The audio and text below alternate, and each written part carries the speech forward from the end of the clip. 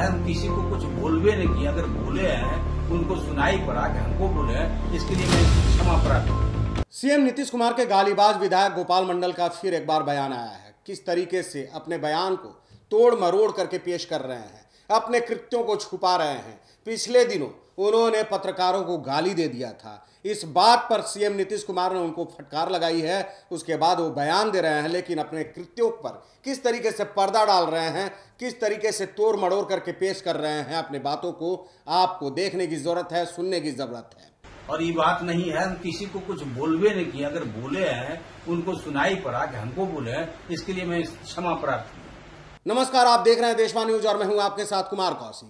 गोपाल मंडल अपने अंदाज, अपने कृत्यों के लिए हमेशा सुर्खियों में रहते हैं। कभी ठुमके लगाते दिख जाते हैं, कभी गाली गलौज करते दिख जाते हैं, कभी मारपीट करते दिख जाते हैं। पिछले दिनों अपनी पोती का सीटी स्कैन कराने के लिए गए हुए थे अस्पताल में, रिवॉल्वर हाथ में लहराते हुए।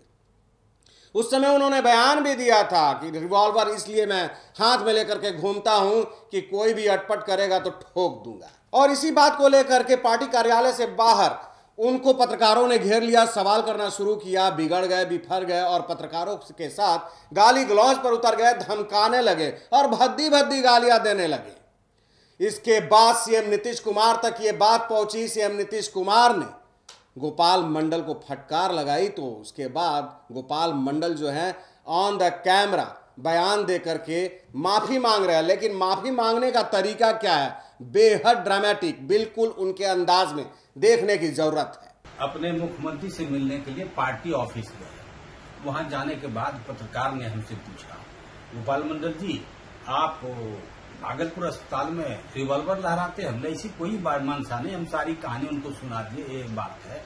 तो वो माइक टाइक से हमको चोट लगा दिए, सब कुछ लगा दिया। हम बोले अपने पोती के इलाज के लिए गए हुए थे और वहां पर हम रिवॉल्वर खोसे हुए थे, कमर में स्लिप कर गया, हाथवा में ले लिए और किसी को देना भी नहीं था। हाथ में इसे इस टाइगर पर नहीं बल्कि पकड़े हुए थे। ये हम किए और उसके बाद वही बात बोले। तो वो बोला कि आप लहराइएगा अथी।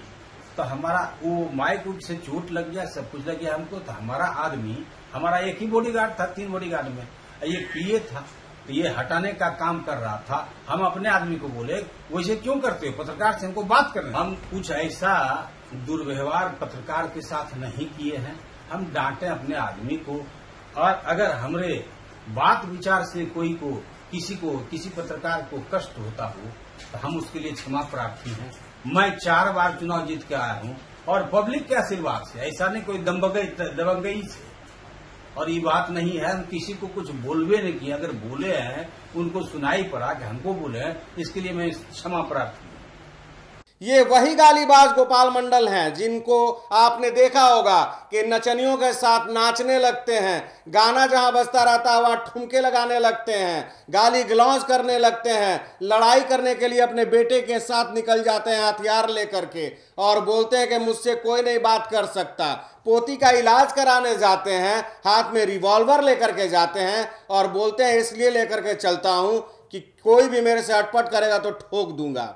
उसके बाद इनसे सवाल किया जाता है, पत्रकारों के द्वारा इनसे सवाल होता है तो गाली गलौज करने लगते हैं, भद्दी भद्दी गालियां देने लगते हैं, धक्का देने लगते हैं, धमकी देने लगते हैं। मामला सुर्खियों में होता है, सीएम नीतीश कुमार सुनते हैं और इनको फटकार लगाते हैं। उसके बाद भी गोपाल मंडल इस तरीके से बात को पेश कर रहे हैं जो सरासर गलत है। लेकिन इनका अंदाज ही निराला है और इनको इनके अंदाज के लिए ही लोग जानते हैं। ये हैं गालीबाज गोपाल मंडल। तो देश और दुनिया की तमाम खबरों के लिए बने रहिए देशवा न्यूज के साथ। धन्यवाद।